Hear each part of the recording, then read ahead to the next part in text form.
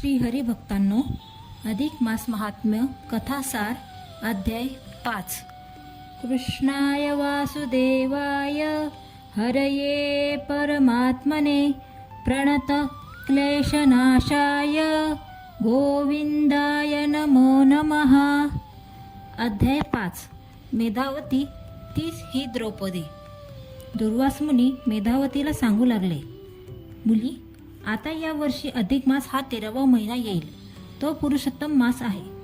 त्या महिन्यात तू काही स्नान, दान, व्रत नियम कर. त्या पुण्यकर्मामुळे तुझे कल्याण होईल. तो पुरुषोत्तम मास सर्वश्रेष्ठ महिना आहे. त्या महिन्यात केलेल्या पुण्यकर्मामुळे तुला इच्छित फळ मिळेल. पुरुषोत्तमाच्या कृपेने तुला मनासारखा पती मिळेल आणि पुढे तुझा संसार सुखासमाधानाचा होईल.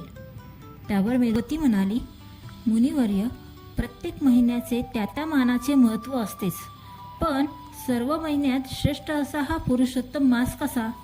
शिवाय तो 13वा अधिक मास म्हणजे मलमास आहे. त्या महिन्यात मंगलकार्य होत नाही. अशा त्या अधिक मासाला जरी पुरुषोत्तम मास हे नाव दिलेले असले तरी त्याचे महत्त्व सर्वश्रेष्ठ मानण्याचे कारण नाही. शिवाय त्या मलमासाला पुरुषोत्तमाने आपले नाव देऊन स्वतःचे महत्त्व कमी करूनच घेतले आहे असे मला वाटते. अहो, गणेश, अंबिका, ब्रह्मा, विष्णू वगैरे देव सुद्धा भक्तांची इच्छा पूर्ण करतात. महादेव तर सर्वात महान आहे. भक्तांची सर्व संकटे दूर करून त्यांचे शिव म्हणजेच कल्याण करणारे ते सर्वश्रेष्ठ भगवान शंकर त्यांचीच आराधना करणे मला श्रेयस्कर वाटते. पुरुषोत्तमापेक्षा भगवान शंकर उमा महेश्वरच श्रेष्ठ नाहीत का? मेधावतीचे ते बोलणे ऐकून दुर्वास मुनींना खूपच राग आला. ते संतापले. तथापि संयम धरून म्हणाले, मुली, माझ्या सांगण्याचा जर कोणी अवमान केला तर त्याला माझ्या रागाचे फळ भोगावेच लागते. पुरुषोत्तमाला आणि त्या पुरुषोत्तम अधिक मासाला तू तुच्छ समजतेस हे मला सहन होत नाही. मला तुझा खूप राग आला आहे. तथापि तू माझ्या मित्राची मुलगी आहेस. अद्याप तू अल्लड, अज्ञानी आहेस. म्हणून मी तुला शाप न देता एवढेच सांगतो की तू तुझ्या मनाप्रमाणे कर. परंतु तू जो हा पुरुषोत्तमाचा आणि ओघानेच अधिक मास महात्म्याचा अवमान केला आहेस याचे फळ तुला पुढील जन्मीच नक्की भोगावे लागतील. पुढील जन्मी तू सम्राज्ञी झालीस तरी तुला आणि तुझ्या पतीला वनवासातील दुःखे भोगावीच लागतील.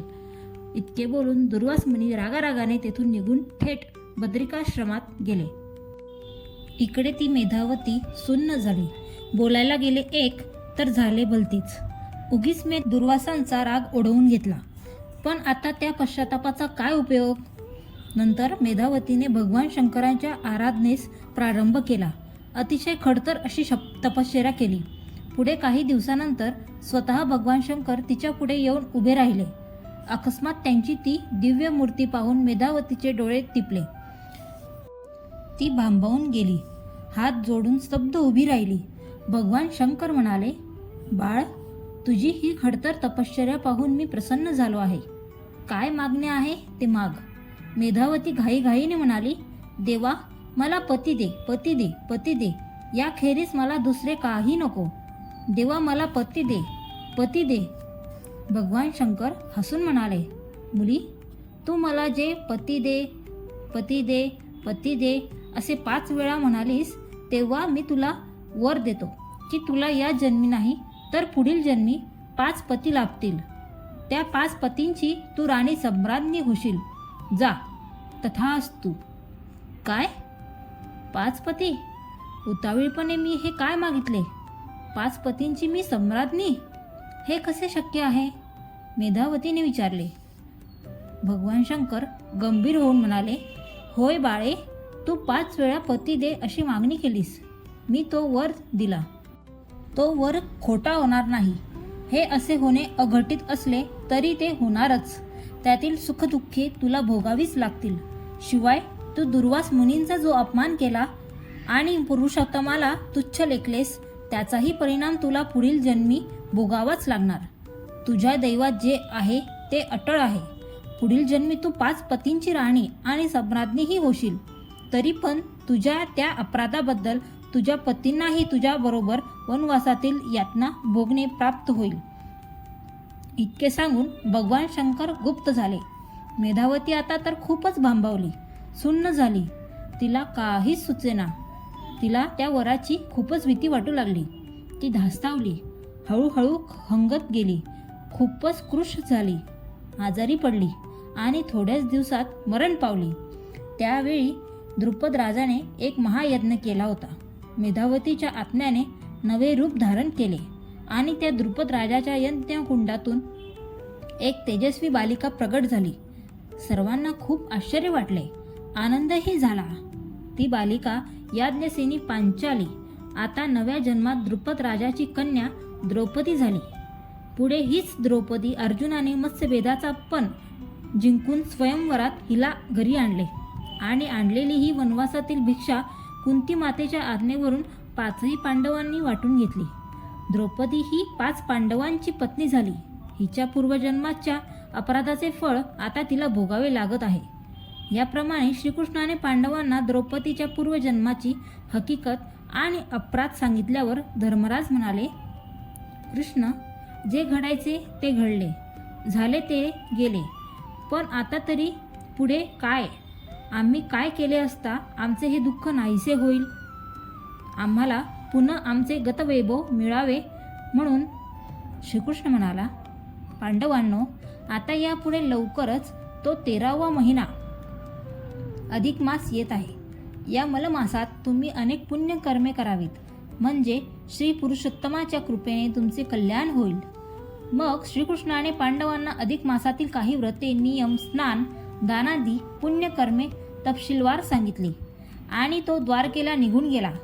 पुढे लवकरच अधिक मास आला. पांडवांनी अत्यंत निष्ठापूर्वक त्या महिन्यात अनेक व्रते केली, दाने केली, नियम पाळले. त्या पुण्याईमुळे भगवान पुरुषोत्तमाची त्यांच्यावर कृपा झाली. नंतर यथाकाळ त्यांचा वनवास व अज्ञातवास संपला. कौरवांशी युद्धात ते विजयी झाले आणि त्यांचे गेलेले वैभव त्यांना पुन्हा मिळाले. सुत म्हणाले, शौनकाधिक ऋषींनो, या अधिक मासात पुरुषोत्तमाचे महात्म्य असे विशेष आहे. त्यातील व्रतांच्या प्रभावाने पांडवांचे जसे भले झाले, तसेच पूर्वी एक राजा दृढधन्वा नावाचा होता, त्याचाही उद्धार झाला होता. त्या दृढधन्वा राजाची कथा आता या पुढील 6व्या अध्यायात ऐका. ही कथा स्वतः नारदांनी व्यासाला आणि व्यासांनी मला जी सांगितली तीच मी तुम्हाला सांगतो. ती शांत चित्ताने ऐका. तर भक्तांनो, अशा प्रकारे अध्याय 5 समाप्त झालेला आहे आणि अजूनही ज्यांनी अध्याय 1 ते 4 चे श्रवण केलेले नाही त्यांनी त्वरित जाऊन श्रवण करावे. पुरुषोत्तम मासात या कथांचे अनन्यसाधारण महत्त्व आहे. केवळ कथा ऐकल्याने खूप पुण्य प्राप्त होते. व्हिडिओ आवडला असल्यास व्हिडिओला लाईक, शेअर, चॅनलला सबस्क्राईब करून बेल आयकॉनवर प्रेस करा, जेणेकरून पुढच्या व्हिडिओचे नोटिफिकेशन्स तुम्हाला मिळतील. धन्यवाद.